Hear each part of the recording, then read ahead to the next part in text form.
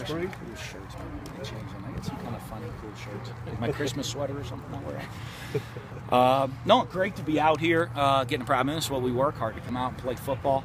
You know, and you know, I think we had a great off season of guys training, working hard. You know, now they get to come out and go enjoy it, go apply it to the game of football. So I think everybody was a lot of fun to be out here. I love it. I mean, we got a great attitude on this team, great effort. You know, so I'm not worried about that. You know, the tempo of practice was good. We don't have any pads on, so it's really hard to see what's going on. But a lot of new faces that are going to have to learn and think and do things really fast. And it's going to be good spring for them as we get time in between practices for them to see it, digest it, learn from it, and hopefully be a little better the next time they step on the field. Did you just focus on one area, or did you kind of walk around yourself and get a whole overview? Well, you know, I'm a little bit more on offense, as you know, as always. It's just my deal. But I love going over there with the defensive guys, try to be over there, make sure we're running to the ball. You know, to me, I mean, our style of defense isn't going to change. Schematically, we might run an adjustment to coverage or a different blitz or two, but we're going to have 11 guys playing with relentless effort running to the football, and that's what's important to me on the defensive side of the ball. You got a lot of guys in that redshirt freshman class who are trying to make a jump on that 2 deep, kind of their first spring. What did you see out of those guys? Yeah, we'll see. You know, I want to go look at all of them on film. They're like you said, there is a lot of them. You know, I mean, I bet 40% of our teams never played in a game. You know, not just the redshirt freshmen, a lot of true freshmen. You know, guys that just graduated earlier to get in here, mid-year enrollees. So a lot of guys that have never played in the game. And this is really, to me, their first chance to absorb it. You know, the mid-year enrollees, it's a little bit slower, so they get to learn it. But the redshirt freshmen, they've been here. They, you know, how much they absorbed last year, and now they can. Let's see how much they realize how fast it's all going for. Guys like Damian Robinson, Cedric Giles, and others, are they full speed? Shelby Christie at this point? You know, I don't know that they're full speed, but they're cleared to practice. I think, you know, they're 100% cleared to practice.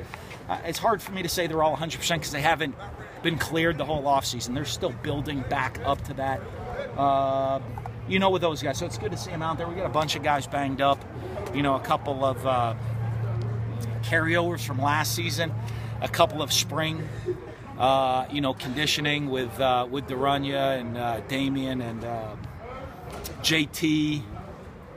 Who else banged up? Desmond. Dez and Quad and Tevez are all still carryovers from last season. You know, we hope to get Dez doing something by the end. The other two, I don't see Kendrick or Tevez. Elijah's going to be out all spring.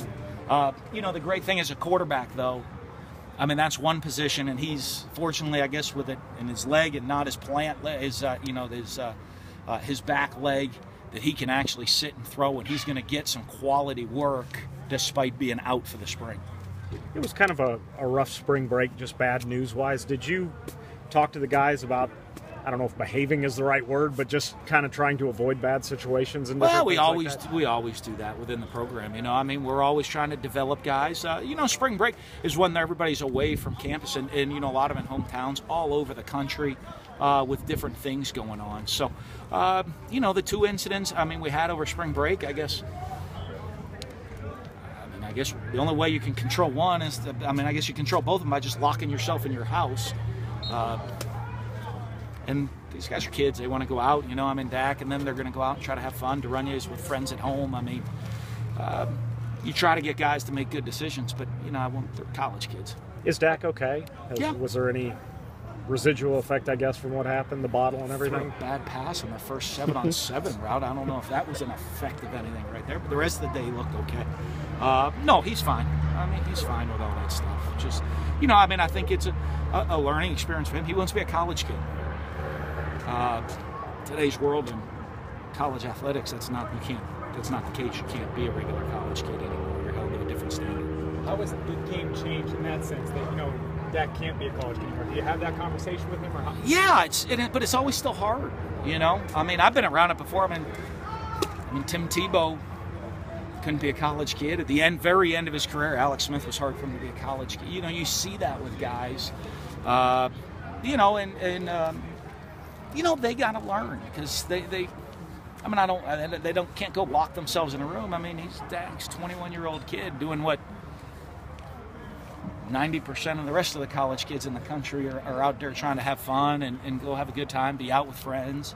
But, you know, I guess maybe some girls talk to him that maybe wouldn't have talked to him if he wasn't a star quarterback. And with that comes some great responsibilities. You know, there's a lot of good things with it, but there's also a lot of responsibilities. With Will